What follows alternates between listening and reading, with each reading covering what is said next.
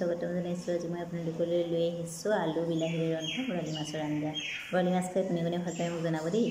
আহকচোন তেন্তে পলম নকৰি ভিডিঅ'টোৰ মাজলৈ যাওঁ।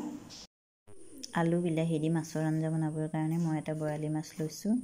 মাছটো অৱশ্যে মই বচা নাই, ডাঙৰ মাছ বাচিবলৈ মই অলপ অসুবিধা পাওঁ, সেয়েহে মাছটো মোৰ মানুহজনে বাছি দিছে। তেখেতে মাছ বাছি থকা সময়খিনিত মই মোৰ প্ৰয়োজনীয় বস্তুখিনি যোগাৰ কৰি লৈছোঁ। এয়া মই লৈছোঁ আদা, নহৰু, পিঁয়াজ, জিৰা পাউডাৰ, আলু, বিলাহী, জলকীয়া গুড়ি, তেজপাত আৰু গৰম মছলা।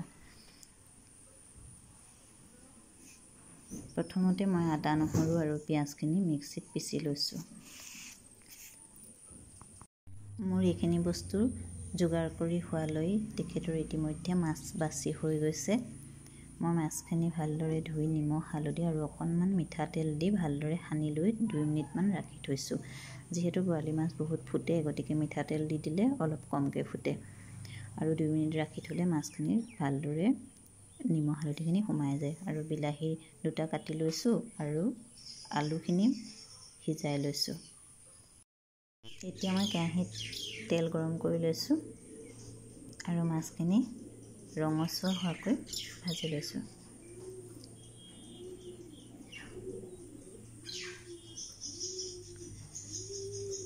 এয়া মোৰ মাছ ভজা হৈ গৈছে। মাছখিনি কাঢ়ি থৈ সেইখিনি তেলতে মই অকণমান পাঁচফোৰণ দিছোঁ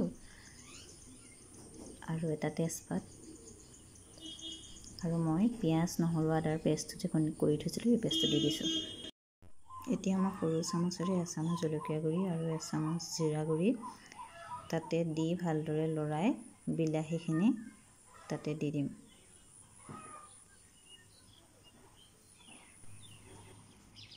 বিলাহীখিনি দিয়াৰ পাছত ভালদৰে লৰাই অলপ সময় ঢাকোন দি দিম। এয়া মোৰ বিলাহী খুব ধুনীয়াকৈ সিজি গৈছে, তেলতে গলি গৈছে। এতিয়া মই সিজাই থোৱা আলুখিনি 2 পিচমান ভাঙি ইয়াতে দি দিছোঁ। জোখমতে নিমখ আৰু হালধিও দিছোঁ। এয়া মই পানী দিছোঁ আৰু ভালদৰে তৰকাৰীখিনি উতল অহাত মাছখিনি তাতে দি দিছোঁ আৰু গৰম মছলা সৰু চামুচেৰে এচামুচ দিছোঁ। এয়া আমাৰ আলু বিলাহীৰে মাছৰ আঞ্জা ৰেডি হৈ গৈছে। ৰংটোও খুব ধুনীয়া হোৱাৰ লগতে ধুনীয়া গোন্ধ এটাও আহি আছে। আপোনালোকে এই পদ্ধতিৰে বনাই খাব আৰু ভিডিঅ'টো চাই যদি ভাল পালে লাইক কৰিব। অনাগত দিনত এনেকুৱাবিলাক ভিডিঅ' পাই থাকিবলৈ মোৰ চেনেলটো ছাবস্ক্ৰাইব কৰি ৰাখিব। আজিলৈ আহোঁ, বাই বাই।